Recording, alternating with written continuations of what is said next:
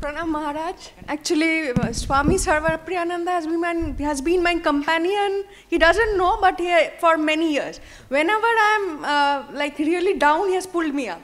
So that's not the point, because whenever I'm happy, previously I used to get away from the path. I used to get diverted to the pleasures. And whenever I was down, I was facing difficulties, I used to get reminded of the spiritual path. So I now have decided that now I'm joyful. I have realized certain few things, and I have decided that when I'm joyful, I should also stay in that path. I should not get diverted.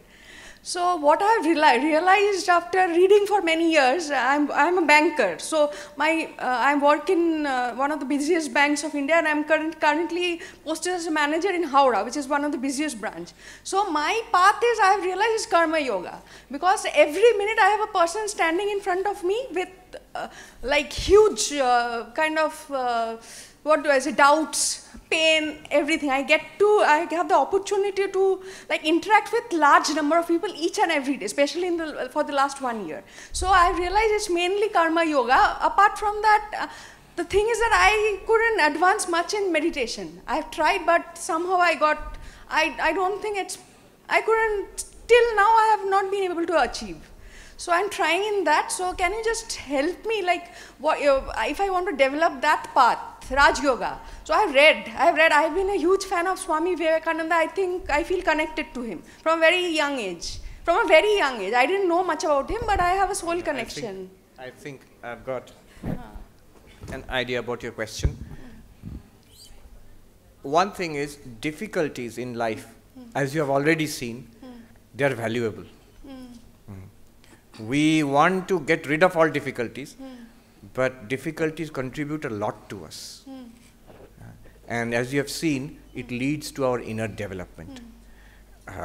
Often it's difficulties and sorrows and shocks which bring us to spiritual life. And it's a good thing. It's a good thing. The whole idea of the samsara in Vedanta is, it's like a school. It teaches us, helps us to grow spiritually. Second, what you have said, that in the midst of that busy work day in the bank, Advaita Vedanta will say that not only is that karma yoga, that is also jnana yoga. One gentleman in Delhi recently said, Maharaj, तो सब समझते हैं, पढ़ते हैं वेदांत के बारे में, लेकिन दिन भर हम द्वैत में रहते हैं. ऐसे देखिए, ये है ना, अद्वैत यही है. According to Advaita Vedanta, this itself is Advaita. One should not think that sitting quietly with eyes closed in Nirvikalpa Samadhi, that is Advaita. And when I open my eyes and see the difference here, that's not Advaita. It is Advaita. For example, in our dreams, when we are seeing a dream world full of other people and other activities going on, isn't it true that at that moment also only one thing is there, that is the dreamer? যে স্বপ্ন দেখছে সেই তো আছে, আর তো কিছু নেই. যদিও even though that person is seeing so many other people and so many things are happening. Similarly, in the middle of your extremely busy and difficult office day in the bank, it is still Advaita. So if one can recognize that, that karma yoga itself will become indistinguishable from jnana yoga. I don't think you need any meditation separately. However, Swami Vivekananda has strongly recommended the balance of the 4 yogas, or harmony of the 4 yogas. So deliberately set aside some time, even mechanically, 5 minutes in the morning, 5 minutes in the evening, sit quietly. Nowadays there are some apps, meditation apps, which will guide you in meditation. So if you listen to that, step by step with a little bit of music, they will relax you, mindfulness. That also is enough. আর এর থেকে আরো ভালো হবে, since you are a spiritual seeker, that এক সময় if you seek mantra dikha and take mantra dikha and then practice. Thank you. Thank you. মহারাজ, একটু আপনারা যারা দাঁড়িয়ে আছেন এতজন, দয়া করে দাঁড়িয়ে থাকবেন না, একটু সামনে বসে যান, সামনের দুটোরও ফাঁকা আছে, এখানে আপনারা একটু বসে যান, তাহলে একজনের প্রশ্ন হয়ে গেলে আরেকজন উঠে আসবেন, একসঙ্গে এখানে দাঁড়িয়ে থাকার দরকার নেই, তাহলে পেছনে যারা আছেন তাদের দেখতে অসুবিধা হবে, এটি একটি। আর 2 নম্বর হচ্ছে, প্রশ্নটা একটু সংক্ষিপ্ত করবেন, পয়েন্টেড করবেন, তাহলে মহারাজেরও সুবিধা হবে। মহারাজ, প্রথমে আপনার চরণে শতকোটি প্রণাম। মহারাজ এক্ষুনি আপনি বললেন এবং এর আগেও আমি আপনার অনেক ভিডিও লেকচারে খুব মন দিয়ে শুনেছি যে আপনি যেটা বলেন ব্যবহারিক জীবনে বেদান্ত চর্চায় সবকটি যোগ মানে যে 4টি যোগ কর্মযোগ জ্ঞানযোগ রাজযোগ সবকটি যেন আমরা সম্মিলিতভাবে করি। তো নতুন অনুশীলনকারী হিসেবে আমি মন্ত্রদীক্ষা 2002 সালে নিয়েছি, যখন অনেক আগে। তো ভক্তিযোগ জ্ঞানযোগ কর্মযোগ এটা কিভাবে কি অর্ডারে ফলো করব, মানে সকালে উঠে পুজো করা এরকম কি কিছু আপনি আমাকে একটু সাজেস্ট করবেন? Now this is actually a pretty deep question. What exactly do you mean by the harmony of 4 yogas? একটা তো খুব সোজা কথাই হতে পারে যে আমি যখন কাজ করছি ঈশ্বর অর্পণ করি, মনে মনে আমি ঠাকুরের পুজো করছি বলে কাজ করব। যে কোনো কাজ, অফিসের কাজ, বাড়ির কাজ এবং পুজোর কাজও, সবটাই ঠাকুরের পুজো হচ্ছে, এটা কর্মযোগ হয়ে গেল। আবার যে সকাল সন্ধ্যে যে জপ ধ্যান করছি সেটা আমার ধ্যান হয়ে গেল, উপাসনা হয়ে গেল। আর যখন শাস্ত্র চর্চা করছি, মনে মনে বসে বিচার করছি, এটা জ্ঞানযোগ হয়ে গেল। ভক্তি আর উপাসনা একসঙ্গেই চলে। তো এটা একটা হচ্ছে খুব rough, ready and rough division. আমার দিনের যে ডিভিশনসগুলো সেটা মিলিয়ে নিচ্ছি আমার যোগের সঙ্গে। But this is just the beginning. This is an article, the synthesis of yoga by Swami Bhajananandaji, এটা খুঁজে দেখবেন। ওটা খুব সুন্দর এই প্রশ্নটা আলোচনা করা আছে। উনি 4 রকমভাবে দেখিয়েছেন। আমি একটা জাস্ট কথা বলছি, যদি আপনি জ্ঞানযোগকে প্রধান করে নেন তখন দেখবেন আপনার ধ্যান, আপনার ভক্তি এবং আপনার কর্ম সব জ্ঞানভিত্তিক হবে। সো ইয়োর ফান্ডামেন্টাল ইজ জ্ঞান যোগা। চিদানন্দ রূপ শিবোহম, এই তারই প্রকাশ এই জগৎ। তখন আমি জীব রূপে আমি দেখা দিচ্ছি আর ঈশ্বর সেই ঠাকুর রূপে তার উপাসনা করছি। আবার সেই ব্রহ্মই এত জীব রূপে দেখা দিচ্ছে, তাদের আমি সেবা করে তাদের উপাসনা করছি। So in all of these ways you can have Jnana Yoga as your basis, you can have Bhakti Yoga as your basis depending upon your preference. ভক্তি যোগটা খুব ছোটোবেলায় মায়ের সাথে যখন ছিলাম তখন ফুল তোলা, চন্দন বাটার, দীর্ঘ সময় পুজো করা। কিন্তু যবে থেকে নিজের সংসার হয়েছে, আমি কলেজে পড়াই আশুতোষ কলেজে, সবটা মিলিয়ে আমার বাচ্চাকে নিয়ে আমি ঠিক ওইভাবে আর করতে পারি না বাহ্যিক, যদিও মনে মনে একটা হয় যে আমি পারছি না। নাও মানুষ পূজাটা যদি করতে পারি, কিন্তু যে বাহ্যিক যে আচারগুলো, যেমন চন্দন বাটা, ফুল তুললেন, তারপরে ঠাকুর পুজো করলেন, দ্যাট ইজ, ওটা তো বাহ্যিক আচারটা। আমি এখন বলছি যে তার ভেতরের ভাবটা, আমি তার ভক্ত, তিনি এই রূপে আছেন, কলেজে আছেন, বাড়িতে আছেন, মন্দিরে আছেন, আর প্রত্যেকটি জায়গায় আমি তার পুজো করছি, তার I am worshipping my beloved lord in all these ways. এটা ভক্তিযোগ হয়ে গেল। যদি মনে মনে ভাবি যে আমার ছাত্রদেরকে সেবাটাই আমার সেবা, তাহলে কি আমি ওই পথে চলতে পারি? সেটা কর্মযোগ হতে পারে, সেটা উপাসনা হতে পারে, ভক্তিযোগ হতে পারে, এইরকম। জ্ঞান যোগের মাধ্যমে হতে পারে, ভক্তিযোগের মাধ্যমে হতে পারে, পুরোটাই কর্মযোগের ভিত্তিতে হতে পারে। হ্যাঁ, আর আরেক জায়গায় স্বামী এটা পরমার্থ প্রসঙ্গে স্বামী বিরজানন্দজি বলেছেন এক জায়গায়, এই যে সূত্রটা শিবজ্ঞানে জীবসেবা, এর মধ্যে 4টি যোগী আছে। তো ওখানে ছোট্ট ব্যাখ্যা করেছেন একটা। অনেক ধন্যবাদ, প্রণাম মহারাজ। একটা প্রশ্নেই সীমাবদ্ধ রাখবেন, তাহলে সবাই প্রশ্ন করতে পারবে। Pranam, my pranam to all the Swamijis present here, and my question to Swami Somapriyanandaji.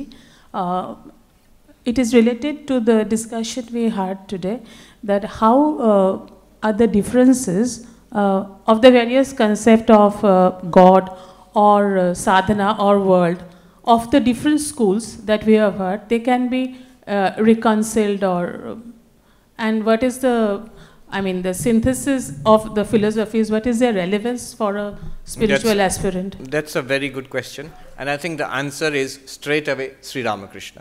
The best synthesis of all these philosophies and all these approaches. The example which was given about Hanuman, that it is true, whenever I consider myself as this body, I am Hanuman, you are my Lord. And then Jiva Buddhya Twadangshaka, it's a Vishishtadvaitic approach. As pure consciousness, I know that you and I are one. Another place he says, we chant it every time we do Ram Nam. Srinath Janakinath Abheda Paramatmani Tathapi Mama Sarvasva Sri Rama Kamalalochana. So he says, Srinatha, Vishnu, and Janakinatha, Ramchandra, they are one in that one pure consciousness, which I am. I am also that pure consciousness. However, This is the bhakta, Hanuman's approach. However, after saying all this also, tathapi, mama sarvasva, for me everything is the lotus-eyed Rama. That is the bhakta's approach. So this is different ways of synthesizing of these yogas. Pick up your own way. Have each of these components in your life. That's a wise thing to do. It's actually easier to practice and better to practice all four than to do only one. Swami Vivekananda said that by any one of these or more of these you can become enlightened. But he recommended, strongly recommended, a harmony of all of these. After all, we have the power to reason. So why will you not practice Jnana Yoga? We have the capacity to love. Why will you not practice Bhakti Yoga?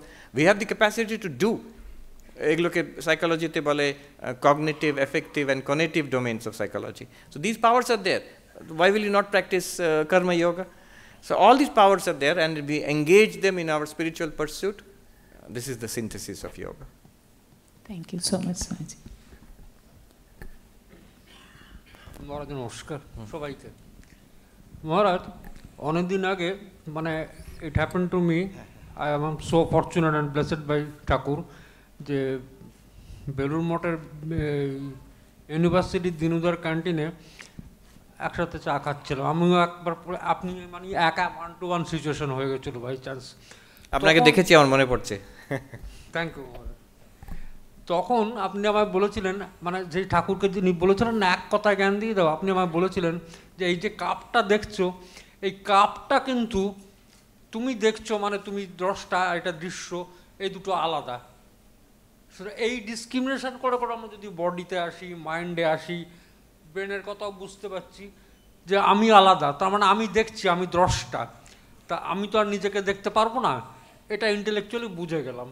কিন্তু সেই আমিটা নিয়ে যে থাকা এই দৈনন্দিন জীবনে এইটা তো করা যাচ্ছে না। আপনি এক কথায় যদি কাইন্ডলি একটু বলে দেন। এক কথায় আবার সে এক কথায় ঠাকুরকে জিজ্ঞেস করা ছিল আপনি এক কথায় আমাকে জ্ঞান দিন। সে জিজ্ঞেস করেছিল সে খুব চতুর, নাহলে তো পুরো কথামৃত বলতেন ঠাকুর। তো কাজেই এক কথায় আমাকে জ্ঞান দিয়ে দাও, আমাকে এক কথায় যাতে আমি ধর্ম লাভ করতে পারি, এরকম একজন জিজ্ঞেস করেছিল। রাজা মহারাজ লিখছেন ঠাকুর তাহাকে বলিলেন ব্রহ্মসত্য জগৎ মিথ্যা এইটি ধারণা করো, ব্রহ্মসত্য জগৎ মিথ্যা এইটি ধারণা করো। তারপরে ঠাকুর রাজা মহারাজ লিখছেন তিনি ইহা বলিয়া চুপ করিয়া রহিলেন, মানে তারপরে আর কিছু বলার নেই, ইহা বলিয়া চুপ করিয়া রহিলেন। আবার ইংলিশে ভুল ট্রান্সলেশন হয়েছে, ইংলিশে ট্রান্সলেশন হয়েছে যেটা বইটাতে আছে, he said Brahman is real, the world is false, and realize this or contemplate this and keep quite.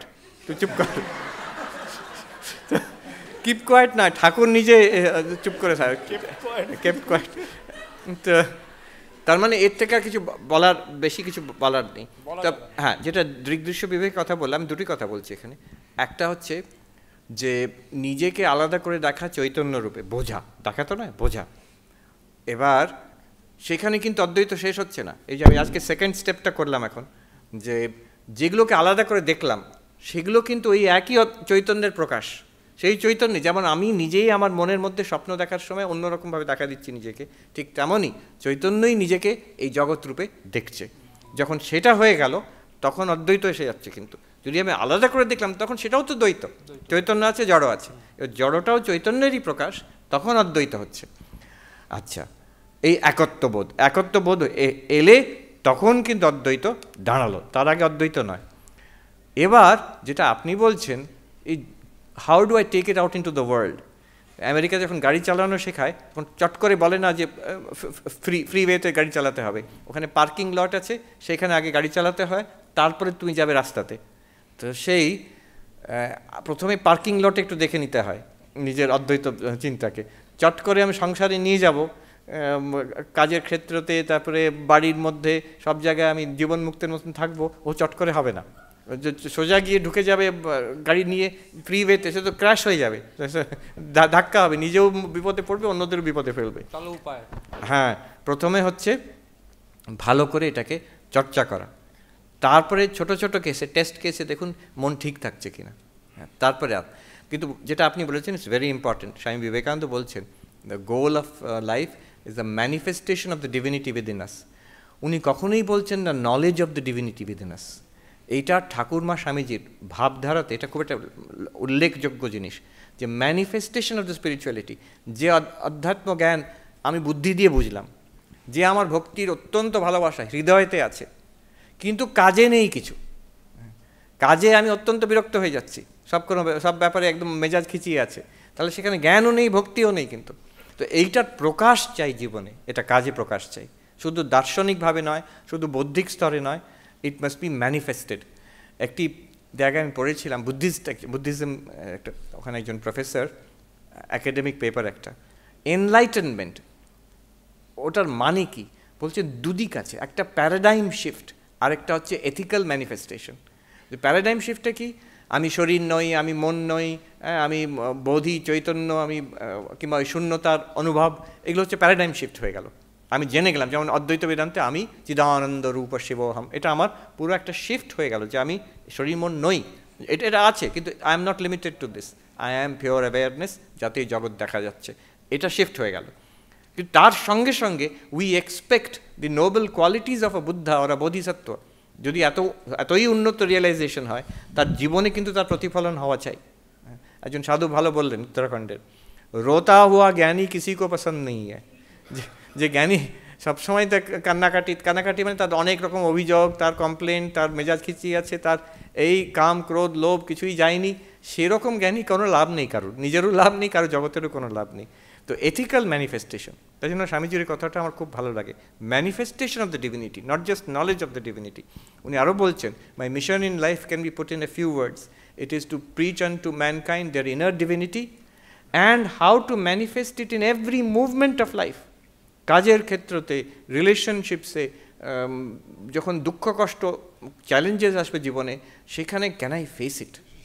এটাই তো, ওটা তো মেনটেন করা যাচ্ছে না, ওইটা এই যে বেরিয়ে যাও ব্যাস হয়ে গেল, না এই বেরিয়ে যাও ব্যাস হয়ে গেল না, তা না হয়ে গেল, তাও সত্য নয়, নিশ্চয়ই থাকবে। এই যে মনের মধ্যে আছে বলেই তো আমরা ধরে আছি জিনিসটাকে, সেটাকে ধারণা করে রাখতে হবে।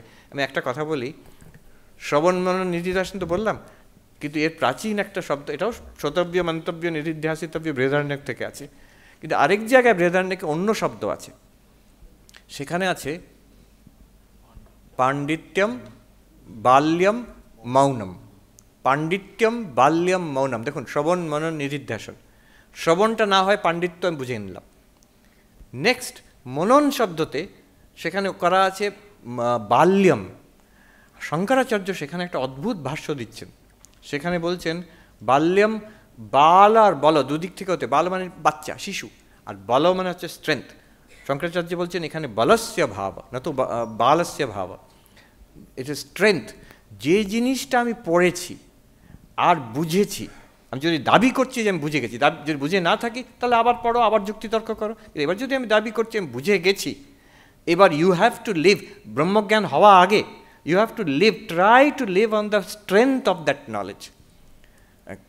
কাম ক্রোধ লোভ মোহ এলো, তার সঙ্গে আমি সে নেতিয়ে না গিয়ে I have to fight against that on the strength of this knowledge. জগতের যে চ্যালেঞ্জগুলোকে ফেস করতে হবে, মনে আছে গঙ্গোত্রীতে একটি সাধুর কাছে আমি আর মিলন মার ছিলেন, আমরা যেতাম এক পড়তে, অষ্টাবক্র সংহিতা, পাঞ্জাবি সাধু ছিলেন। তো তিনি একদিন আমাদের বলছেন, সব সাধুরা ওনার পায়ের কাছে বসে আছে, তো তিনি আমাদের বলছেন এই শ্লোক দেখিয়ে, বলছেন महात्मा जी ये सब तो शस्त्र हैं, दुश्मन आया 2 थप्पड़ लगा दिया, रोते रोते वापस आ गया, क्या मजा है महात्मा जी। তো এই যে দেখুন এই যা পড়ছেন এগুলো তো শস্ত্র, এ তো ঢাল তরোয়াল। শত্রু এলো 2 থাপ্পড় মেরে দিয়ে গেল, কাম ক্রোধ লোভ মোহ এলো, ভয় দেখালো সংসার, আমি কাঁদতে কাঁদতে চলে এলাম, क्या मजा है इसमें महात्मा जी। তো এগুলোকে ইউজ করে to live on the strength of that. তারপরে বলছেন নিধিধ্যাসন, তারপরে গিয়ে ব্রহ্মজ্ঞানের পূর্ণত্ব, তখন জীবন মুক্তি হবে তখন। এই মহারাজ প্রণাম, সবাইকেই প্রণাম জানাচ্ছি মহারাজদের। মহারাজ একই ধরনের প্রশ্ন, একটু স্ট্রেট, সেটা হচ্ছে যে আমি ব্রহ্ম, অয়ম ব্রহ্মাস্মি, প্রত্যেকটা জিনিস প্রত্যেকটা অ্যাটমের মধ্যেই ব্রহ্মের লীলা, তাহলে মায়াটা কোথা থেকে আসছে? ব্রহ্মের তো অন্ধকার হতে পারে না, তা মায়াটা কোত্থেকে এলো? মায়াটা কার, ব্রহ্মের না পঞ্চকোষের? হ্যাঁ মায়াকার, এটা খুব প্রাচীন প্রশ্ন। এটা ইনফ্যাক্ট আমরা যে কথা বলছি মাধ্য যারা, তারা এই প্রশ্ন তুলেছে। তার আগে রামানুজাচার্য যে প্রশ্ন তুলেছেন, রামানুজাচার্যের একটা ব্রহ্মসূত্র ভাষ্যে ওনার যে শ্রীভাষ্য লিখেছেন, তার প্রথম দিকে অদ্বৈত বেদান্তকে তারা বলেছেন মহাপূর্ব পক্ষ। মহাপূর্বপক্ষ হচ্ছে অদ্বৈত বেদান্ত, তার বিরুদ্ধে উনি সপ্তবিধ অনুপপত্তি মানে বিশেষ করে মায়ার বিরুদ্ধে, মায়ার কনসেপ্টের বিরুদ্ধে 7 রকম অবজেকশন তুলেছেন। তার মধ্যে একটা অবজেকশন আছে মায়ার আশ্রয় কি, জীব মায়া কি মানে অজ্ঞান জীবে আছে নাকি ব্রহ্মতে আছে, ব্রহ্মতে কি তাহলে অন্ধকার থাকতে পারে? থাকতে পারে না। অতএব এর অনেক আনসার আছে, তবে একটা আনসার আমি দিই যে যেটা আমাদের জন্য অন্ধকার সেটা ব্রহ্মের জন্য শক্তি। কেমন? ব্রহ্মকে বলা হয় মায়াধীশ, আমাদের বলা হয় মায়াধীন। ঠাকুর বলছেন যে যে সাপ সেটা একটু বিষ ঢেলে দিলেই একটা ইঁদুর কিংবা একটা ব্যাঙ সে অজ্ঞান হয়ে যাবে কি মরে যাবে, কিন্তু সম্পূর্ণ বিষটা তার মুখের মধ্যে, তার গ্ল্যান্ডের মধ্যে আছে, তাতে সাপের কিচ্ছু যায় আসে না। শুধু তাই নয়, এটা সাপের শক্তি, যে শক্তি দিয়ে ব্রহ্ম, সগুণ ব্রহ্ম ঈশ্বরকে সৃষ্টি করছে, জগৎকে সৃষ্টি করছেন, চালাচ্ছেন, তাতে ব্রহ্ম এফেক্টেড হয় না, তার জন্য এটা অন্ধকার নয়, কিন্তু আমরা এফেক্টেড হয়ে যাই, তার দ্বারা আমরা এই নেচে বেড়াচ্ছি সংসারে।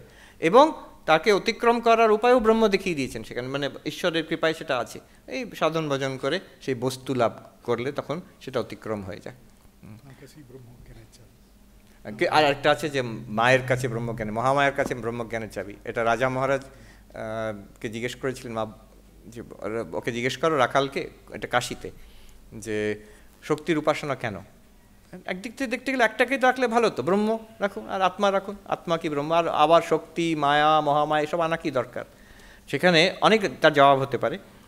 তখন রাজা মহারাজ বলে পাঠালেন যে মহামায়ার কাছেই তো ব্রহ্মজ্ঞানের চাবিকাঠি।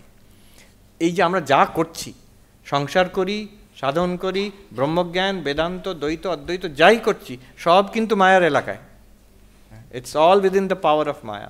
তাই জন্য তার তুষ্টি হলেই আমাদের পথ পরিষ্কার হয়ে যায়। সকলকে প্রণাম। আচ্ছা, আমরা কেমিস্ট্রিতে দেখি পজিটিভ চার্জ, নেগেটিভ চার্জ, অঙ্কয়ে দেখি পজিটিভ নাম্বার, নেগেটিভ নাম্বার। এবার এই সবটাই তো দ্বৈত হয়ে যাচ্ছে, আমি দুটোকে মেলাবো কি করে?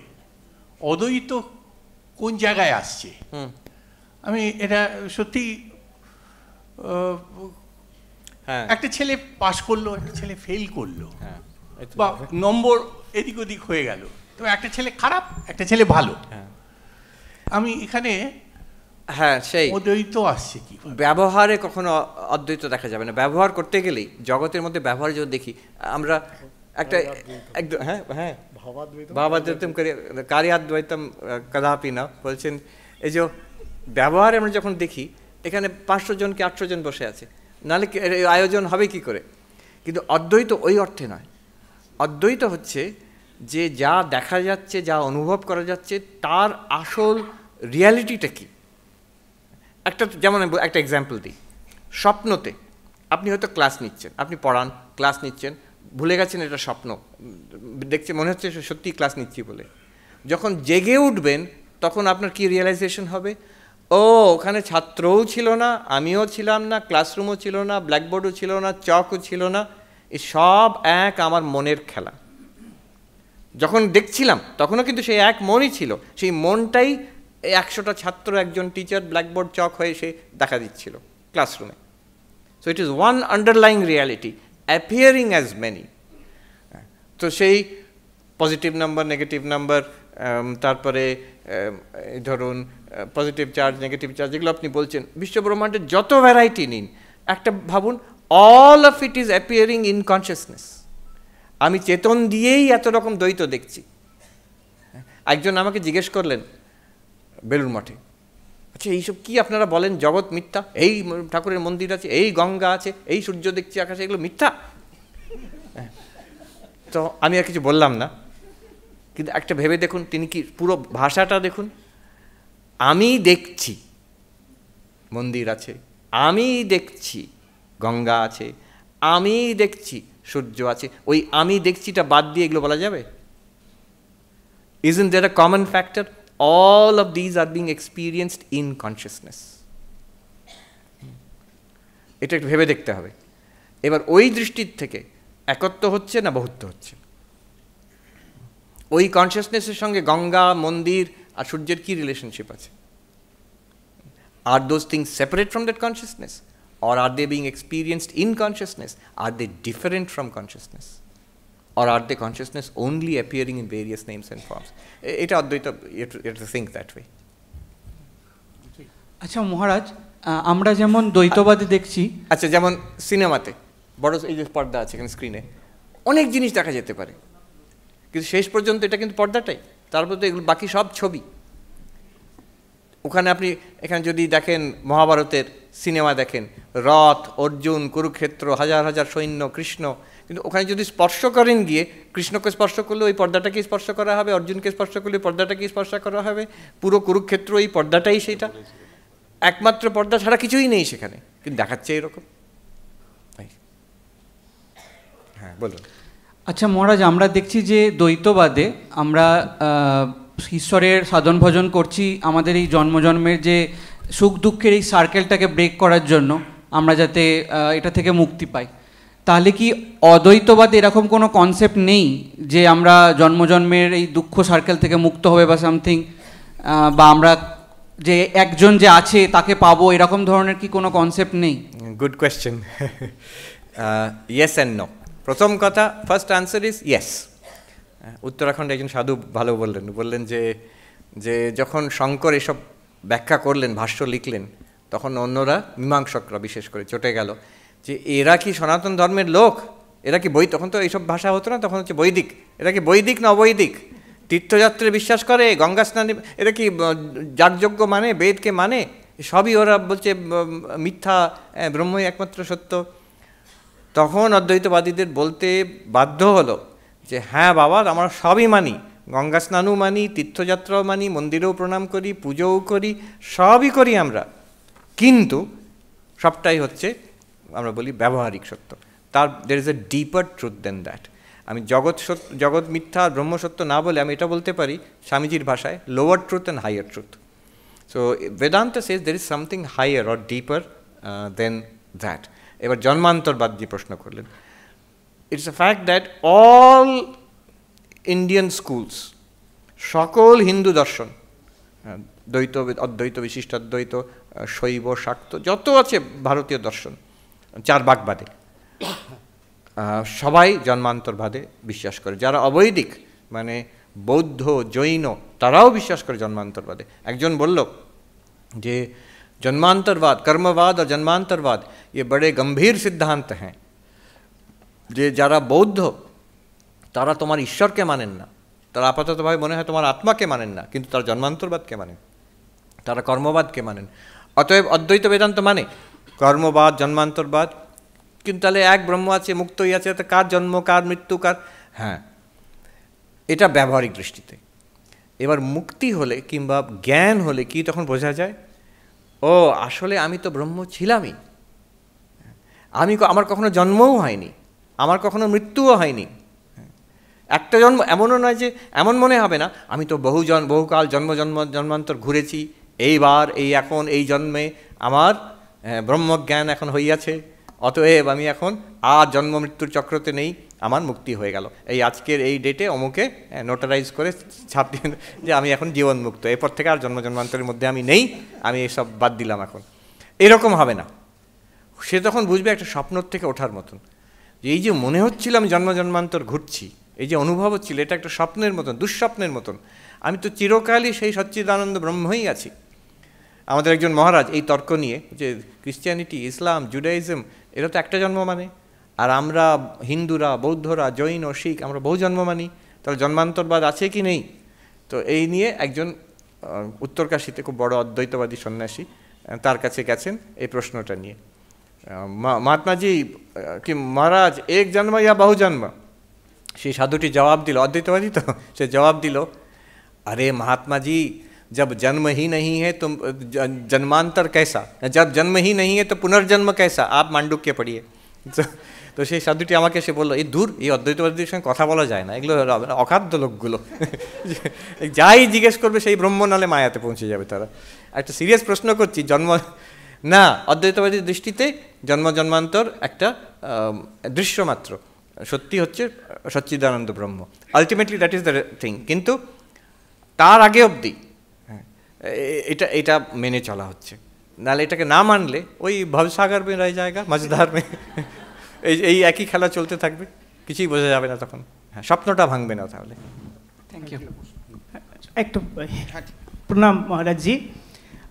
আমার প্রশ্ন হলো মায়াকে ঘিরে। মায়ার ক্ষেত্রে, মায়ার লক্ষণে যেরকমটা বলা হয়েছে যে জ্ঞাননাশ্য, জ্ঞান বিরোধী, ভাবাত্মক। আবার মায়াকেই সদাসদাভ্যাম অনির্বাচনীয়ম বলা হচ্ছে। এখানে অনির্বাচনীয় অনুপপত্তিতে রামানুজাচার্য এই প্রশ্নটা তুলেছেন যে একাধারে মায়াকে ভাব পদার্থ বলে স্বীকৃত করা হয়েছে অদ্বৈতে, আবার সদাসদাভ্যাম অনির্বাচনীয়ম বলা হয়েছে। তা এখানে সৎ বলতে তো নিশ্চয়ই ভাব পদার্থকে বোঝাচ্ছেন, একটা ক্যাটেগরিক্যাল ডিফারেন্স থাকছে এখানে। তো এটার ব্যাখ্যাটা কি? আবার বহু দর্শন মতে ভাব পদার্থ মানে কিন্তু সৎ পদার্থই। থ্যাংক ইউ মহারাজ। হ্যাঁ, অদ্বৈত বেদান্ত মতে মায়া হচ্ছে সদ অসদ্ভ্যাম অনির্বাচনীয়ম। সদ অসদ্ভ্যাম অনির্বাচনীয়ম মানে এটা এমন নয় যে সেটা সৎ এবং অসৎ, তা নয়, দুটো একসঙ্গে হতে পারে না, কন্ট্রাডিক্টরি। সদ অসদ্ভ্যাম অনির্বাচনীয়ম মানে সৎ বলে তাকে নির্ধারণ করা যায় না, অসৎ বলে নির্ধারণ করা যায় না। সৎ বলে নির্ধারণ এই জন্য করা যায় না যেটা যে জ্ঞান অনিবর্ত্য, জ্ঞান হয়ে গেলে তারপরে তার কোনো অস্তিত্ব দেখা যায় না, তবে তো সৎ বলা যাবে না। যেটা চিরকাল নেই তাকে সৎ কী করে বলবো? এবার অসৎও বলা যায় না, যার জন্য এই জগৎকে দেখা যাচ্ছে তাকে কী করে বলে দেবো সেটা নেই বলে। তো অজ্ঞান আছে, সেটা হচ্ছে একটা নেগেশন, মানে হ্যাঁ নয়পত্রায়। এখন সেটা কি অর্থে? হ্যাঁ, সেটা অভাব অর্থে নয়। অভাব যদি হতো, সেই অভাব থেকে এত সব হতে পারে? কিছু একটা পজিটিভ এন্টিটি আছে যার জন্য এই এরকম একটা সংসার দাঁড়িয়ে যাচ্ছে। হ্যাঁ, ইট ইজ কারেক্ট, ইয়েস। তো ইট ক্যান বি জাস্টিফাইড, অদ্বৈতবাদী যেভাবে দেখছি এটাকে। তবে ভাব পদার্থ বলছে না এটাকে, এটা সদাসদ্ভ্যাম অনির্বাচনীয়ম। হ্যাঁ, অনির্বাচনীয়ম বলে দিচ্ছে। আর দেখবেন যে বেদান্ত স্বরে ডেফিনিশন আছে যে ভাব রূপম যৎকিঞ্চিত। হ্যাঁ, যৎকিঞ্চিত মানে দ্য প্যারাডক্সিক্যাল নেচার অফ অজ্ঞান অর মায়া। মানে প্রশ্ন হচ্ছে এসব তো কথা নিয়ে খেলা হয়ে যাচ্ছে না? Not necessary. আমি যদি দেখি আমাদের সাধারণ ব্যবহারে ফিকশন বলে একটা জিনিস আছে, যেটা হ্যারি পটার। কারণ হ্যারি পটার সত্যি কি আছে? পৃথিবীর পপুলেশনের যার গণনার মধ্যে হ্যারি পটারের নাম আছে? না। তাহলে একেবারেই নেই। তাহলে এত বই লেখা হচ্ছে কেন, রিভিউ লেখা হচ্ছে কেন, সিনেমা হচ্ছে কেন? তাও বলা যায় না। সদসদ্ভ্যাম অনির্বাচনীয়ম। ফিকশন হচ্ছে something that is not existent, but you cannot say it is existent, you cannot say it is non existent also. আর এটা একটা ওয়েল নোন ক্যাটেগরি, যে বেশিরভাগ দর্শনে যেটা আপনি বললেন যে সৎ বস্তু আর অসৎ বস্তু, সৎ আর অসৎ এইরকম দুরকম আছে। But it's more logical. আমাদের সাধারণ ব্যবহারে দেখা যায় তার মাঝামাঝি একটা দেখি আমরা, যেমন ফিকশন, যেমন ড্রিম, যেমন এরর, রজ্জুতে সর্প দেখা, স্বপ্ন দেখা, ভ্রম হওয়া, এগুলো তো এক্সপিরিয়েন্স। আচ্ছা, যেমন বলি সত্য কথা বলা, চুপ করে থাকা, আর মিথ্যে কথা বলা। সত্য কথা হচ্ছে যেমন তেমনটি বলে দেওয়া, চুপ করে থাকা মানে কিছুই করলাম না। কিন্তু মিথ্যে কথা ওটা একটা জিনিস, একটা বস্তু, কিন্তু সে বললো কিন্তু যা বললো সেটা ঠিক নয়। এবার সেই একটা ক্যাটেগরি আছে যেটাকে মিথ্যা, ফিকশন, এরর, প্রজেকশন, অ্যাপিয়ারেন্স এটাকে বলা যায়। অতএব এইভাবে জাস্টিফাই করা হচ্ছে। আমি একটু অন্য ধরনের প্রশ্ন করছি। প্রণাম মহারাজ।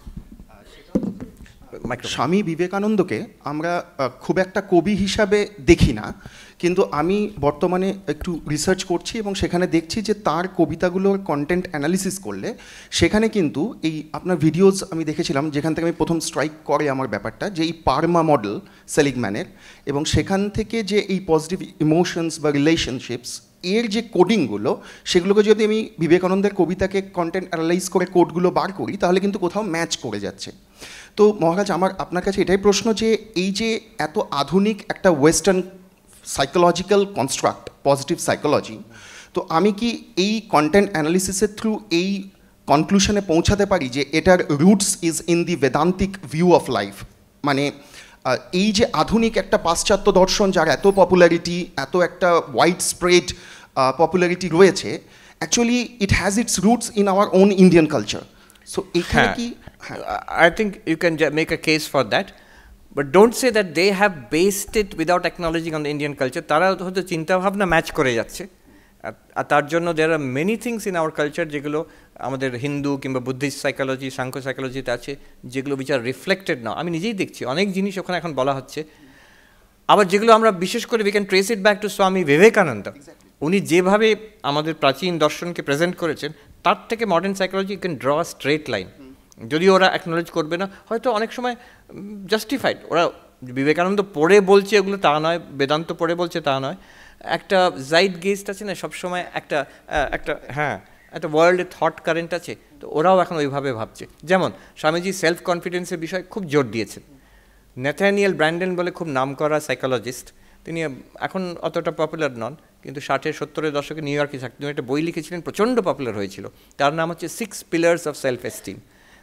সেটা অনেক জিনিস স্বামীজির সঙ্গে ম্যাচ করে যাচ্ছে তার মধ্যে। তো you can trace it back to Swamiji. একটা কথা বলি, একজন ভিয়েতনামিজ রিসার্চারের সঙ্গে আমার দেখা হয়েছিল হার্ভার্ডে, ও ইয়াং ছেলে, সে রিসার্চ করছিল philosophy of work, and he requested to meet with me. আমাকে তখন সে বলল ছেলেটি যে আমি ফিলসফি অফ ওয়ার্ক কী কী নতুন আইডিয়াস পাশ্চাত্য জগতে আছে সেগুলো দেখতে প্রত্যেক জায়গায় ট্রেস করতে করতে I am coming to one name, Vivekananda, who was a visitor to this country in the late 19th century। অনেক নতুন চিন্তাভাবনা আমাদের দেশে মানে আমেরিকান থটে এসছে, যেটা ইফ ইউ ট্রেস ব্যাক, ইনি কোত্থেকে পেলেন, ইনি কোত্থেকে পেলেন, এর পেছনে কী আছে দেখা যাচ্ছে বিবেকানন্দ। তো আই হোপ সেই ছেলেটি কিছু পাবলিকেশন করবে, বইটই লিখবে। It is true. It's an unknown chapter in our history of thought. I can connect these two. You can connect. Don't make a aggressive judgment যে ওরা চুরি করে নিয়েছে। হ্যাঁ, ঠিক। যদিও একটা কথা বলি আবার এখানে, আমি ম্যানহাটনে একটা খুব নামকরা ইনস্টিটিউট আছে, নিউ স্কুল বলে, তো সেখানে একবার হেগেলের উপরে একটা সেমিনার হবে। একজন সার্বিয়ার থেকে এসছেন প্রফেসর, নাম ভুলে যাচ্ছি, হেগেলের উপরে এক্সপার্ট, তিনি বলবেন। তো হেগেলের লজিক নিয়ে বলবেন। আমাকে যিনি বললো খুব সিরিয়াস লেভেলের সেমিনার, একটু পড়ে যাবেন কিন্তু আগের থেকে। তাই আমি একটু পড়ে গেছি, আমার কিন্তু অবাক লাগলো, হেগেলের লজিক আমি কখনো পড়িনি আগে। প্রথম লাইনগুলো অন্তত একেবারে উপনিষদিক কথা মনে হচ্ছে। তো পরে প্রশ্ন উত্তরে I ask that professor that it feels like an echo of the Upanishads in Hinduism. এর বিষয়ে কি আপনি কিছু বলবেন? Is it my own reading? আমি ওটা আগে পড়েছি বলে ওইটার মধ্যে আমি ওটাকে আবার ঢোকাচ্ছি নিজে, unconsciously I am reading Upanishads into Hegel, নাকি কোনো ব্যাকগ্রাউন্ড ছিল ওখানে? কারণ হেগেলের খুব নিচু ওপিনিয়ন ছিল ইন্ডিয়ান ফিলোসফির বিষয়। তখন সেই প্রফেসর বলল, no no, you are absolutely right. তো বলছেন হি ওয়াজ এ পিগ, শুয়োর একটা। কি এরকম কথা বলছেন কেন? বলছেন উনি পরিষ্কার এগুলো উপনিষদ থেকে নিয়ে দেন হি ডিড টু থিংস, ওটাকে নিজের ফিলোসফির মধ্যে ঢুকিয়ে নিলেন। দ্বিতীয় করলেন যে এরা হচ্ছে ব্যাকওয়ার্ড একটা এশিয়াটিক রেস, এদের এরকম ফিলোসফি হতেই পারে না, দুদিকে করতে হবে, এমনভাবে এটাকে সিল করে দিতে হবে যে আর আপনারা কোনোদিন ক্লেম করতে পারবেন না এটা আপনার আইডিয়া, আর আমার আইডিয়া বলে আমাকে চালিয়ে দিতে হবে। তো তারপরে বললেন হি ওয়াজ এ পিগ। হ্যাঁ রাইট, স্পেশালি তখন ইউরোপিয়ান হেজিমনি, সবাই একটু গেলেই নিল, হ্যাঁ এটা নিশ্চয়ই তো ঠিকই হবে, কিন্তু পরিষ্কার বলছেন ওর ওইটুকু নলেজ ছিল। Hegel had read quite a bit. আর খুব নাম করা এখন হেগেলের উপরে এখন গ্রেটেস্ট এক্সপার্ট বলবো স্ল্যাভো জিজেক বলে একজন আছেন, জিজেক, হ্যাঁ, তাকে আমি একবার জিজ্ঞেস করেছিলাম স্ট্রেট আবে মুখোমুখি করে যে হেগেলের এরকম ওপিনিয়ন কেন ইন্ডিয়ান ফিলোসফির বিষয়ে। উনি সঙ্গে হি নোজ দ্য ইস্যু, উনি একটু খ্যাপাটে ধরনের মানুষ, একটু না বেশ খ্যাপাটে ধরনের মানুষ। হ্যাঁ, তো উনি আমাকে বললেন যে he did not have access to too many of the primary sources, উনি ঠিক ভালো করে ধরতে পারেননি ভারতীয় দর্শন, এই অবধি বলেন মিনিমাম। হ্যাঁ, জাস্ট বলে রাখলাম এটা। ধন্যবাদ মহারাজ। মহারাজ প্রণাম দেবেন। আমার প্রশ্নটা খুব সংক্ষেপে করার চেষ্টা করছি, সেটা হচ্ছে যে জলপ্রবাহ এবং ঢেউয়ের সম্পর্ক চেতনা প্রবাহের সঙ্গে অবজেক্ট এবং জগৎ জীবন, এটা মনে হচ্ছে বুঝতে পারছি, কিন্তু আমার প্রশ্নটা হচ্ছে যে চেতনা প্রবাহ যদি অখণ্ড হয় তাহলে সেখান থেকে মানে ইন ইটসেলফ নির্গুণ বোধ, সেটা তাহলে কি করে সম্ভব হবে যদি না আমি সেটাকে ডিসেক্ট করতে পারি আলাদা করে? যদি আমি সেই অখণ্ডের মধ্যেই থাকি তাহলে সেই আত্মানুভূতি যখন কোনো সাধকের হচ্ছে, বা এটা থিওরিটিক্যালি যদি অ্যাকাডেমিক্যালিও যদি ভাবি, তাহলে তো বিইং ইন ইটসেলফটা তো অজ্ঞাত থেকেই যাচ্ছে। তাহলে সেটাকে আমরা ব্রহ্মানুভূতি বা ব্রহ্ম জ্ঞান যখন হবে তখন সেটা কি করে সম্ভব? তাহলে সেটা I am not sure I exactly understand the thrust of your question. মানে কনসাসনেস অ্যান্ড আই, হ্যাঁ, এখানে কনসাসনেস যদি হ্যাঁ একটা অখণ্ড চৈতন্য প্রবাহ হয়, হ্যাঁ, তাহলে সেখান থেকে আমি যখন আমার নির্গুণ ব্রহ্ম জ্ঞান, সেটা তো সবসময় তাহলে সগুণই থেকে যাচ্ছে। ও আচ্ছা আচ্ছা, বুঝতে পেরেছি। আমি তো কখনোই তাহলে নির্গুণে পৌঁছতে পারবো না। যদি এভরিথিং ইজ প্লাস গুণ, হ্যাঁ হ্যাঁ, তাহলে ইন ইটসেলফ নির্গুণটা বোধটা তাহলে কি করে? আমি বুঝতে পারছি। এটা অনেক রকম ভাবে এটা জবাব দেওয়া যেতে পারে। মূল কথাটা এখানে, বক্তব্যটা হচ্ছে আপনি কিন্তু আসলে নির্গুণ চৈতন্য, এটা হচ্ছে অদ্বৈত বেদান্তের মত। আর এই যে সগুণ যেটা প্রজেকশন, এইখানেই আমার মন বুদ্ধি ইনক্লুডিং আমার ব্রহ্মানুভূতি সব এই সগুণ লেভেলে, ডেফিনেটলি কোয়ালিফাইড লেভেলে হচ্ছে। কিন্তু এখানে হচ্ছে কি, এই যে অজ্ঞানের জন্য আমি নিজেকে নির্গুণ চৈতন্য বুঝতে পারছিলাম না, এই ব্রহ্মানুভূতি এসে সেই অজ্ঞান মাত্রকে সরিয়ে দেয়। তো ব্রহ্মানুভূতি আর অজ্ঞান দুটোই একই মানে অধিকরণ বলতে গেলে, মানে একই বুদ্ধিতে যেখানে অজ্ঞান ছিল সেইখানেই জ্ঞান হয়ে অজ্ঞানকে সরিয়ে দেয়। আপনি তার দ্রষ্টা চৈতন্য হিসেবে রয়ে গেলেন। আমি নির্গুণ চৈতন্য নই, এই যে ধারণাটা, এই জ্ঞান এলো অহম ব্রহ্মাস্মি, এটাকে সরিয়ে দিল। আমি যে নির্গুণ চৈতন্য, মোর প্রিসাইজ অ্যান্সার উড বি, এই জ্ঞান কিন্তু সেই চৈতন্যকে প্রকাশিত করছে না, সেই চৈতন্যই এই জ্ঞানকে প্রকাশিত করছে। আমি এই জ্ঞানের দ্বারা কখনো নিজেকে ধরতে পারবো না যে আমি নির্গুণ চৈতন্য, ইউর রাইট। কিন্তু আমি নির্গুণ চৈতন্য সারাক্ষণ প্রকাশিত, ইটস কন্টিনিউয়াসলি ব্লেজিং ফোর্থ। এটা আমি ধরতে পারছি না এই অজ্ঞানের আবরণের জন্য। হ্যাঁ, যেমন হাওয়া এসে মেঘকে সরিয়ে দিল, সূর্য চিরপ্রকাশিত। এমন নয় যে হাওয়াটা সূর্যকে দেখিয়ে দিল, হাওয়া শুধু মেঘকে সরিয়ে দিল। আমার চোখের সামনে হাত ধরেছে, এটাকে সরিয়ে দিলে আলোটা দেখতে পাচ্ছি। এই হাতটা কিন্তু আলোকে ঢাকছে না, হাতটা আমার চোখকেই ঢাকছে। আর হাতটা কিন্তু সরিয়ে দেওয়াতে আলোটা প্রকাশিত হচ্ছে না, আলো আগের থেকেই প্রকাশিত ছিল। সেই চিরপ্রকাশিত আলো, সেটা হচ্ছে আপনি।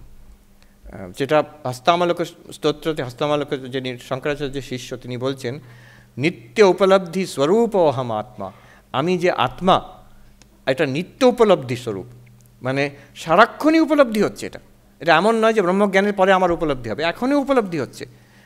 বদ্ধবদ্ধ ইয়ো ভাতি চাতি মূঢ় দৃষ্টে, যার অজ্ঞানী দৃষ্টির জন্য তার মনে হচ্ছে, যাকে মনে হচ্ছে বদ্ধ, সেই নিত্য মুক্ত আত্মাই আমি।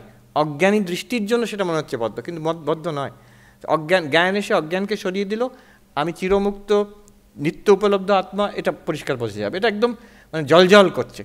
এটা কেমন, শঙ্করাচার্য বলছেন অপরোক্ষ অনুভূতিতে যে মৃত্তিকার ঘট, মাটি দিয়ে কলসি, সেখানে মাটিটা কিন্তু বলছেন ভাসুরম, সে সূর্যের মতন প্রকাশিত, ওপরে বাইরে ভেতরে সব জায়গায় তো সেই মাটিটাই আছে। আর কিছু, আমি মাটি ছাড়া আর কিছুই দেখতে পাচ্ছি না। আমি তাও ভাবছি আচ্ছা মাটি কোনটা, এটা যদি কেউ মাটি না চেনে, সে ভাবছি এটা তো কলসি, এখানে মাটি কি। আমাদের সেরকম অবস্থা হয়েছে, সর্বত্র চোখ বন্ধ করে চোখ খুলে সেই একই নির্গুণ ব্রহ্মই আছে। প্রণাম স্বামীজি। হ্যাঁ, প্রণাম স্বামীজি। আমার জাস্ট দুটো প্রশ্ন আছে। আমরা যে অদ্বৈতবাদ, দ্বৈতবাদ, বিশিষ্টাদ্বৈতবাদ, এটাকে আমরা তিনটে ধারা বলছি। আমরা এই তিনটে ধারা না বলে কি আমরা তিনটে স্টেপ বলতে পারি? হ্যাঁ, তিনটে স্টেপ বলতে পারি, বলাও হয়েছে। তিনটে স্তর, দ্বৈত, তারপরে বিশিষ্টাদ্বৈত, অদ্বৈত, একটা লজিক্যাল প্রোগ্রেশন আছে। এবার এখানে দুটো কথা বলি। প্রথম হচ্ছে যারা দ্বৈতবাদী, তাদের কাছে এটা খুব অফেন্সিভ নয় যে হ্যাঁ হ্যাঁ আমরা মানি, কিন্তু আপনি হচ্ছেন একটা স্টেপ, তারপরে আপনার ওপরে চড়ে, ঘাড়ের ওপর চড়ে আমি বিশিষ্ট অদ্বৈত, তার ঘাড়ের ওপর চড়ে আমি দাঁড়াবো অদ্বৈত হয়। এটা আমার পক্ষে ঠিক আছে, আমি তো মেনে নিলাম, আমি তো আপনাকে ডিনাই করছি না, কিন্তু এটা অফেন্সিভ হয়ে গেল। যেমন মাণ্ডুক্যকারিকায় শঙ্করাচার্যের ভাষ্যতে আছে যে আমাদের কারুর সঙ্গে বিরোধ নেই, অদ্বৈতবাদীদের দ্বৈতবাদীর সঙ্গে বিরোধ নেই। কেমন, সেটা গৌড়পাদ নিজেই বলেছেন, তাই রায়ম না বিরুদ্ধতে। কিন্তু কেমন বিরোধ নেই, তখন শঙ্করাচার্য মনে রাখতে, উনি কেরালার মানুষ, ওখানে অনেক হাতি আছে, বলছে একজন মানুষ হাতির ওপরে যাচ্ছে, আরেকটা পাগল সামনে দাঁড়িয়ে বলছে চালাইয়া মাম প্রতি, তোমার গজকে আমার গজের সঙ্গে লড়াই করুক, চলুন আমার সঙ্গে একটা এলিফ্যান্ট ফাইট হোক। আর তোমার তো হাতিই নেই, তুমি তো রাস্তায় দাঁড়িয়ে আছো, তো তোমার সঙ্গে আমার কী ফাইট হবে? ঠিক সেরকমই দ্বৈতবাদীদের দর্শনই তো নেই, তো তার সঙ্গে কি ফাইট হবে আমাদের? সত্য তো একমাত্র অদ্বৈত ব্রহ্ম। তো এইরকম অবিরোধ করতে গেলে কারোর যে খুব তুষ্টি হবে তা নয়। সেইখানে কিন্তু ঠাকুর ওটাকে ওই স্টেপও করেননি। উনি করছেন কি, এটা দিয়েও হয় ওটা দিয়েও হয়। তুমি ওই যেটা জ্ঞান মহারাজ বললেন, একটা বস্তু আছে, সেটা ভক্তও বলতে পারে, অদ্বৈতবাদীও বলতে পারে, বিশিষ্ট অদ্বৈতবাদীও বলতে পারে। স্টেপ না করে, কাউকে ছোট না করে, কাউকে মানে যে দ্বৈতবাদ দিয়ে, দ্বৈত দর্শন দিয়ে আলটিমেট রিয়ালিটিকে ছোঁয়া যায়, আর মুক্ত হওয়া যায় উইদাউট এনি রেফারেন্স, তারপরে আর অদ্বৈত যেতে হবে তাও নয়। এইটা ঠাকুরের বৈশিষ্ট্য, যে একটাকে it's not that others are steps. ভূতেশানজি মহারাজ একদিকে বলেছেন, ওনাকে জিজ্ঞেস করা হচ্ছিল, আমি তখন ছিলাম, জিজ্ঞেস করা হয়েছে যে আচ্ছা এগুলো তো স্টেপস, স্বামীজি নিজেও বলেছেন দ্বৈত বিশিষ্টাদ্বৈত যে স্টেপস অফ আ ল্যাডার, টপে হচ্ছে অদ্বৈত। তখন ভূতেশানজি মহারাজ খুব আস্তে আস্তে কথা বলতেন, উনি বললেন হ্যাঁ সিঁড়িটাকে উল্টোও করা যায়, তাহলে অদ্বৈতটা সবচেয়ে নিচে হয়ে গেল, তার ওপরে বিশিষ্টাদ্বৈত, তার ওপরে হচ্ছে দ্বৈত। হ্যাঁ, যেটা অচিন্ত ভেদাভেদ গৌড়ীয় বৈষ্ণবরা বলেন, তোমার নির্গুণ ব্রহ্ম আমি তো অস্বীকার করছি না, এটা কিন্তু কৃষ্ণের তনুভা। তুমি দেখো, তুমি যেটা অদ্বৈতবাদীরা নির্গুণ ব্রহ্ম কনসিয়াসনেস এসব বলে অজ্ঞান হয়ে যায়, তারা যদি আরেকটু এগিয়ে যেত তাহলে দেখতো তারপরে কিন্তু আমার শ্যামবর্ণ কৃষ্ণ বাঁশি বাজাচ্ছেন, ময়ূরের পাকা আছে, ময়ূর পুচ্ছ ওখানে আছে, তো সে দেখা যেত। তো ওরা তখন করলো কি, অদ্বৈতটাকে প্রাথমিক করে দিল, একদম লোয়েস্ট, অতি সাধারণ জিনিস, তার থেকে অনেক উঁচু হচ্ছে ভক্তি, এইভাবে করে দিল। এটাও করা যেতে পারে। আমি যদি if I start that game, others can also play that game. কিন্তু দুটোই তো মহাজাগতিক ঐক্য, মানে দুটোই তো একটা সেই প্রেম, হ্যাঁ মানে সেই দিক থেকে তো মানে আলটিমেট তো ওটাই পৌঁছচ্ছে। ওয়াননেস বলো আর প্রেম বলো, একই জিনিসে পৌঁছচ্ছে। আর একটা প্রশ্ন জাস্ট, যে ব্রহ্ম যে জগৎ এইভাবেই তৈরি করলো কেন, এইভাবেই জগৎকে প্রকাশিত করলো কেন ব্রহ্ম? এইভাবেই কেন প্রকাশিত করলো আলাদা জিনিস, আর এইভাবেই প্রকাশিত করলো কেন সেটা ডিফারেন্ট কোয়েশ্চেন। সাধারণত জিজ্ঞেস করে অনেকে কেন প্রকাশিত করলো, হ্যাঁ সেটা অনেক সুন্দর আনসার আছে, কিন্তু এই প্রথম কেউ শুনছি যে এইভাবেই কেন প্রকাশিত করলো, তার আনসার কিন্তু খুব সোজা, তার এক কথায় আনসার, কজালিটি। প্রকাশিত করেছে যদি মেনেই না হলো, সৃষ্টি করেছে, প্রকাশিত করছে, বিবর্ত পরিণাম যাই বলুন, once you say that then causality. এটা কেন হলো এইরকম, এর একটা কজ আছে, একদম এই করতে করতে একদম you can go back to the big bang. আর আমাদের ভারতীয় দর্শনে কর্মবাদ আছে, এইভাবেই কেন হচ্ছে জীবনটা, এই কর্মফলের জন্য হচ্ছে, কজালিটি এর আগের যা ঘটেছে তার জন্য এরকম হচ্ছে। It's actually very simple question, it's basically. আর আজকের জগতে you can refer to science, তুমি জানতে চাও এইভাবেই কেন জগৎ চলছে, তার সায়েন্টিফিক অ্যান্সার আছে। Thank you, thank you. যারা আছে, হ্যালো, প্রণাম স্বামীজি। একটু মানে নিশ্চয়ই প্রশ্ন উত্তর চলতে থাকলে সারা রাত্রিই চলতে পারবে, কোনো অসুবিধা নেই। আমরা 4টে প্রশ্ন নেব, প্রথম 4 জন, ঠিক আছে? আপনারা আবার প্রশ্নের সুযোগ পাবেন, মহারাজ আবার আসবেন, কোনো চিন্তা নেই। প্রণাম স্বামীজি। আমি 2017 থেকে আপনাকে কিছু একটা জানাতে চাচ্ছিলাম, তো আমার কাছে কোনো প্রশ্ন নেই, আমি একটা ছোট্ট একটা চিঠি লিখেছি, আপনি একটু নিতেন এইটুকু। Thank you. প্রণাম মহারাজ, আমি বিদ্যালয়ের ছাত্র, মিশনের বিদ্যালয়ের ছাত্র। তো আমার প্রশ্নটা হচ্ছে, আপনি যেটা বলছিলেন যে কেন, তো আমি মানে ধরুন চণ্ডী পড়েছি বা যা কিছু ধর্মীয় গ্রন্থ যা পড়ি, সেখানে লেখা আছে যে কোথাও বলে যে দেবী মহালক্ষ্মী জগৎ সৃষ্টি করলেন বা অন্য কেউ করলেন, কিন্তু ওই কেন এই উত্তরটা মানে কোনো গ্রন্থে আজ পর্যন্ত আমি সেইভাবে খুঁজে পাইনি। তো এটা আমি কীভাবে জানতে পারি যে কেন হয়? কেন, এর আনসার স্বামী বিবেকানন্দ দিয়েছেন। বেদান্ত থেকে এটা খুব পরিষ্কারভাবে বোঝা যায়। At all why did the one become the many? এই যে এক নির্গুণ নিরাকার ব্রহ্মই যদি সত্য হন এখনও অবধি, তাহলে এইসব কেন দেখা যাচ্ছে, এইসব সৃষ্টি কেন হলো? তো অদ্বৈতবাদী বলবে যে এর অনেক আনসার আছে, আমি যেমন বলছি কয়েকটা আনসার। একটা বলছেন যে জগৎ সৃষ্টি করেছেন আমাদের কর্মফলের জন্য, আমাদের যাতে শুভকর্মের ফল আমরা পাই, মন্দকর্মের ফল পাই, আস্তে আস্তে আমরা স্পিরিচুয়ালি ইভলভ করে ব্রহ্মজ্ঞান লাভ করি, এই মুক্তি হয়ে যায়। এটা একটা আনসার হলো। আর এখানে কেউ প্রশ্ন করতে পারে, আরে মুক্তি হয়ে যায় মানে কি, তাহলে তো এটা অল আরম্ভ হলো কেন, আমরা বদ্ধ হলামই বা জন্মালামই কেন? হ্যাঁ, জন্মালামই কেন, জন্ম বলে আগের জন্মের জন্য, আর সে প্রথম আরম্ভ হলো কী করে, সেটা একটা প্রশ্ন হতে পারে। এটা যখন নেক্সট স্টেপে আনসার হচ্ছে যে না না এগুলো সব লীলার জন্য, তাঁর লীলা। ঠাকুর বলছেন তাঁর লীলা আমরা কি আর বুঝতে পারি? খেলিছ বিশ্বলয়ে, হ্যাঁ লীলা। তার বিরুদ্ধে প্রশ্ন হতে পারে, মুখার্জি ভ্রাতৃদ্বয় প্রশ্ন করছেন কথামৃততে, ঠাকুর বলছেন তাঁর লীলা আমরা কি বুঝতে পারি? আর তিনি বিরক্ত হয়ে প্রশ্ন করছেন তাঁর তো লীলা আর আমরা মরি, আমরা তো মরছি। তখন ঠাকুরের কিন্তু শেষ জবাব এত খুব ডেভাস্টেটিং, তুমি বলছেন আর তুমি কে হে? তুমি অদ্বৈতে চলে যাচ্ছেন, কিন্তু যখন দ্বৈতবাদে কোনো আনসার আসছে না, বিশ্বাসের উপরে টিকছে না আনসার, তুমি কে হে তুমি জানো? তুই যখন নিজেকে জেনে যাবে তখন এই প্রশ্নও থাকবে না।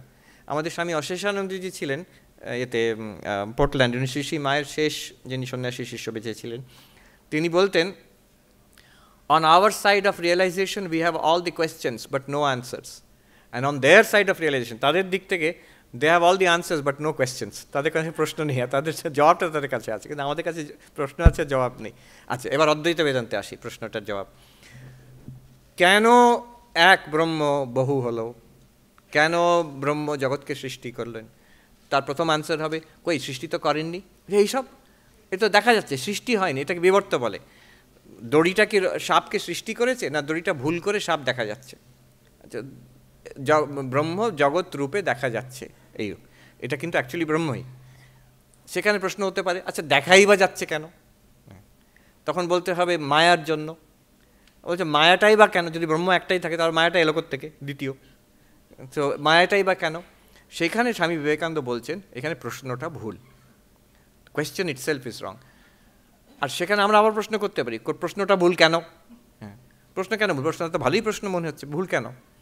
এবার ভাবতে হবে প্রশ্ন মানে কি, what do you mean by a question? When you ask a question, তোমার যে why is this so and so, যে ওয়াই যে জিজ্ঞেস করছো কেন, তার আনসার কি হবে? বিকজ। কেন? যে হেতু, বিকজ, এই হেতুর জন্য।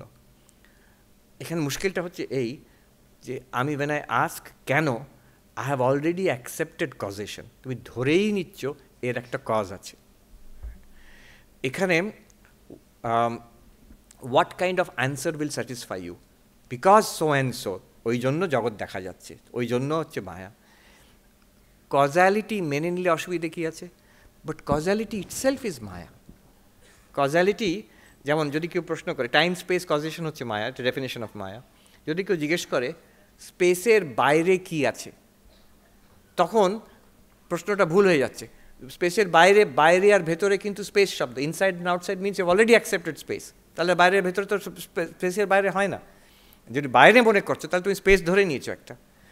যদি কেউ জিজ্ঞেস করে what was there before time, but before and after are time words. তুই যখন বিফোর অ্যান্ড আফটার শব্দ ইউজ করছো, ইউ অলরেডি অ্যাকসেপ্টেড টাইম।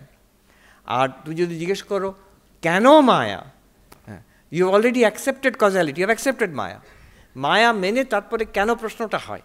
মায়ার আগে কোনো কেন প্রশ্ন হয় না। মায়ার সঙ্গে তাই জন্য নির্গুণ ব্রহ্মের কোনো কেন সম্বন্ধ নেই। নির্গুণ ব্রহ্ম আর মায়া they are not causally linked. মায়া ডাউনওয়ার্ডস তুমি জিজ্ঞেস করতে পারো কেন এটা হলো, কিন্তু মায়ার থেকে ব্রহ্মের মধ্যে লিঙ্ক তুমি কেন দিয়ে পাবে না। Does it make sense? তাহলে মানে মায়ার ব্রহ্মর কানেকশনটা কি? নেই, নেই। একজন সাধু বললো বেवकूफ़ी মাত্র হ্যাঁ, it the only connection between maya and Brahman is stupidity. হ্যাঁ, এটা মায়া আর ব্রহ্মের কোনো it is not a causal link. তাই যদি কজাল লিঙ্ক থাকতো তাহলে অদ্বৈত হতো না। হ্যাঁ, তাহলে নির্গুণ ব্রহ্ম একমাত্রই একমেব অদ্বৈতম হতো, তাহলে তো মায়া একটা থাকতো। মায়ার সঙ্গে কজাল লিঙ্ক আছে, দের ইজ নো কানেকশন। এটা it's an explanatory mechanism. The moment you realise আহম ব্রহ্মাস্মি, তখন আর মায়ার কোনো ভ্যালিডিটি থাকবে না, দরকারও হবে না। একই ব্রহ্মতেই সব কিছু এক্সপ্লেন হয়ে যাবে তখন। Until that time we need the help of this maya. প্রণাম মহারাজ। প্রণাম মহারাজ। মহারাজ, আপনার একটা বই বেদান্ত যাপন সম্প্রতি পড়েছি, তো ওখানে একটা জিনিস যেটা আমি বুঝেছি যে আমি যেটাকে অনুভব করছি আমি সেটা নই। তো একটা প্রশ্ন মনের মধ্যে এলো, কথামৃতে ঠাকুর যে বলছেন যে যখন আমাদের মন অনাহত চক্রে হোক সেই জীবাত্মাকে শিখার মতো দেখা যায়, বা স্বামীজি বলছেন স্বামী শিষ্য সংবাদে যে আত্মা ভেতরে জল জল করছে। তো তাহলে এই যে অনুভূতি, এগুলো তো অনুভূতি হচ্ছে যে জল জল করছে, কিছুই দেখছি বা শিখার মতো দেখছি, তো সেটা কি আমি নই? তাহলে সেটা কি? It's a good question. তবে সেই অনুভূতির মধ্যে দুটো দিক আছে। একটা চৈতন্যতে দেখছি, আরেকটা তার একটা নাম রূপাত্মক একটা প্রতীকের মতন, সিম্বলের মতন দেখছি, কিংবা একটা এক্সপিরিয়েন্স হচ্ছে অ্যাজ অ্যান অবজেক্ট। সেই অবজেক্টটা আপনি নন, কিন্তু সেই object is pointing towards you, the consciousness which is ever present. সেই অনুভূতি, অন্য আমাদের সব অনুভূতিতে কি হয়, আমার আসল স্বরূপটা ঢেকে যায়, কিন্তু ওই অনুভূতিতে আসল স্বরূপটা ঢাকে না, ওটাকে অনাবৃত করে দেয়। তাই জন্য সেই that experience is pointing towards your self. আচ্ছা, আরেকটা ব্যাপার বলি, যখন আমি যেটাকে অনুভব করছি সেটা আমি নই, এটা হচ্ছে দৃগ্দৃশ্য বিবেক কিংবা পঞ্চকোষ বিবেক কিংবা অবস্থাত্রয় বিচার, এটা প্রাথমিক লেভেল। একজন সাধু বলল, আমাকে ইঙ্গিত করে বলেছে বোধহয়, ये जो দৃগ্দৃশ্য বিবেক করতে रहते हैं ना, ये कच्चे वेदांती है। এই যে আলাদা করছেন, এটা আলাদা করাটা কিন্তু একটা ফার্স্ট স্টেপ, কিন্তু এটা তো দ্বৈত থেকেই পৌঁছাবে। আমি এটা নই, তার আমি আছি আর এটা আছে। শঙ্করাচার্য এই দৃগ্দৃশ্য বিবেক আত্মা অনাত্মা বিচার করে অপরোক্ষ অনুভূতিতে 42nd ভার্স দেখবেন, তাতে উনি বলছেন এসব করে লাভ কি হলো, এটা তো ঘোর দ্বৈত, জগতের সত্যতাই প্রমাণ হয়ে গেল যে আমি চৈতন্য আর এই আমার থেকে আলাদা মন, শরীর, জগৎ। আমি এতক্ষণ এখান থেকে বাকি সবটা আলাদা করছিলাম, এখন আমি চৈতন্যর থেকে এগুলো সব আলাদা করে দেখলাম। বলছেন এর কারণটা একটাই, দুটো, একটা হচ্ছে যে দেহাত্মবাদ, সেটা নিরাকরণ হলো, যে আমি দেহ নই, এটা পরিষ্কার হয়ে যাবে, আমি দেহর দ্রষ্টা। দ্বিতীয়, যখন সেই চৈতন্যের বোধ হবে আমি সেই চেতন, সেখান থেকে অদ্বৈতর রাস্তাটা সোজা। আমি এই শরীর মন জড়িয়ে আছি সর্বপ্রিয়ানন্দ, এবার তত্ত্বমসি বললে আমার মানে সম্পূর্ণ ভুল ধারণা হবে, আমি মানে এই সর্বপ্রিয়ানন্দ ব্রহ্ম, তাহলে এরকম নয়। এটাকে বলে বেদান্ততে ত্বম পদার্থ শোধন, মানে আমি শরীর নই, মন নই বলে এটা আমি দ্রষ্টা চৈতন্য, এবার সেই দ্রষ্টা চৈতন্য হচ্ছে ব্রহ্ম। এটা হচ্ছে প্রসেস। তো আপনাকে যেটা বলছি, আমি যেটা জানছি সেটা আমি নই, এটা স্টেপ 1। স্টেপ 2 করবেন যে আমি সেই ব্রহ্ম, অতএব যেগুলো আমি জানছি সেগুলো কিন্তু শেষ পর্যন্ত ব্রহ্মই হলো, সব শরীর মন সবই ব্রহ্ম। আমাকে একজন বেনারসের খুব পণ্ডিত সাধু, তিনি আমাকে আমেরিকায় ফোন করলেন, আমি তখন আমেরিকাতে, ওনার কোনো শিষ্য বলছে আপনি এরকম বলছেন কিন্তু সর্বপ্রিয়ানন্দ এরকম বলেন না তো। বলছেন সেটা কে, সেই সর্বপ্রিয়ানন্দ কে আবার? তো তা বলছে এই যে দেখুন ইউটিউবে এরম বলেছে। তারপরে উনি সন্ধান করে আবার ফোন করে আমাকে বললেন যে দেখুন মহারাজ, আপনি যেটা করছেন এই যে এটা সাংখ্যের অ্যাপ্রোচ, দৃগ্দৃশ্য বিবেক করা, আলাদা করা, এটা বেদান্তের পদ্ধতি, কিন্তু এটার পরে একত্ব প্রতিষ্ঠা করতে হবে, সেটার জন্য আপনাকে বহু বেগ পেতে হবে। আপনি এত ভালো করে দুটোকে আলাদা করে দিয়েছেন, এবার ওটা যে এক, আর বেদান্ত তো শেষ পর্যন্ত একত্বর জন্য, আলাদা করার জন্য নয়। ঠিক আছে, প্রণাম মহারাজের। যদি ঈশ্বরকে ভক্তি করি তাহলে তিনি সর্বশক্তিমান এবং করুণাময়, তার সত্ত্বেও পৃথিবীতে এত দুঃখ আছে, এত অবিচার আছে। যদি মনে করি যে জগৎ মিথ্যা, তাহলে ধরুন হলোকাস্টের মতো একটা ব্যাপারকে আমরা কি রিকনসাইল সাধারণ মানুষ করা কি সম্ভব? এটাই প্রশ্ন। হ্যাঁ, না, এটা হচ্ছে what is called the problem of evil. মিথ্যা বলে উড়িয়ে দেওয়া যায় না। আপনি হলোকাস্টের প্রশ্ন করলেন, একজন জুইশ ভদ্রলোক আমাদের আশ্রমে আসেন, অনেক বৃদ্ধ মানুষ, তিনি ঘুরে ফিরে এই প্রশ্নটা করেন যে হলোকাস্টে এতজন জুইশ মারা গেল, তো সবই কি তাদের কর্মফল ছিল? সেই মুহূর্তে হিটলারের হাতে পড়ে সব মারা গেল। আর এটাকে মিথ্যা বললে তো আরও একটা বিরাট বড় মানে এসকেপিস্ট বলা যায় না, এটা খুব অপমানজনক হয়। আমি একটা তাকে জবাব দিই, যারা মারা গেল তখন তারা ইহুদি, জুইশ, তারা যখন মারা যাচ্ছে অনিবার্য ধরে নিন আমাকে মরতে হবে, হিটলারের সেই কনসেন্ট্রেশন ক্যাম্পে আমাকে গ্যাস চেম্বারে মারবে, অনিবার্য, আমি পালাতে পারবো না। এবার আমার কাছে দুটো অপশান আছে, যে ইহুদি ধর্ম যেটা, এটা সত্য না মিথ্যা। যদি আমি এটাকে সত্য বলে মানি, তাহলে আমার একটা আশা রইল আমি মরে যাওয়ার পরেও কিন্তু আমি থাকবো, আমি স্বর্গে যাব, আমার একটা অমর আত্মা আছে, যেটা সকল ধর্মই বলে। যদি ধর্ম মিথ্যা হয়, তাহলে তো অনাচারটা অনেক বেশি। আমি জন্মেছিলাম, আমার কোনো দোষ নেই, আমাকে হিড় করে টেনে নিয়ে গ্যাস চেম্বারে ফেলে দিয়ে একটা নৃশংসভাবে মারা হলো, উইচ ইজ ওয়ার্স। হ্যাঁ, আমাকে মারা হলো, কিন্তু আমি তারপরেও আছি, এর আগেও ছিলাম, এর পরেও থাকবো, এর পরেও আমার চান্স আছে, এর পরেও আমার জীবন চলবে। তাহলে যে the violence and the injustice is relatively not so terrible. কিন্তু সবই যদি শেষ হয়ে গেল সেখানে, যেটা মেটেরিয়ালিস্ট বলবে, সেখানে তো সেটা আরও মারাত্মক। আমার পয়েন্টটা হচ্ছে এটা, যে প্রশ্ন করলেন ধর্ম বলেন ঈশ্বর আছে, ভগবান আছে, তাহলে তো দুঃখ কেন? ঈশ্বর আছেন, ভগবান আছেন বলেই দুঃখর একটা রিলেটিভিটি এসে যায়। যদি ঈশ্বর ভগবান এসব না থাকতেন তাহলে তো এটা অ্যাবসলিউটলি হরিবল ওয়ার্ল্ড। হবে না গ্যারেন্টি তা নয়, হবে, গ্যারেন্টি আছে হবে বলে, প্রত্যেক জন্মেই হবে। হ্যাঁ, সে বলছেন, উপনিষদ বলছেন মৃত্যু স মৃত্যু আপনৌতি ইহ ইহ নানেব পশ্যতি। যে এখানে নানাত্ব দেখে, অদ্বৈত দেখে না, সে মৃত্যুর থেকে মৃত্যু সে তাকে তাড়া করবে। সে জন্ম হবে বারে বারে তা বলছেন না, সে একই কথা হলো, জন্ম হবে বারে বারে, তাকে উনি আবার ঘুরিয়ে বলছেন যে মানে একটা নেগেটিভ দিক থেকে বলছেন মৃত্যুর থেকে মৃত্যু সে যাবে, আর এটা শেষ হবে না যতক্ষণ না আমি মুক্তি লাভ করছি।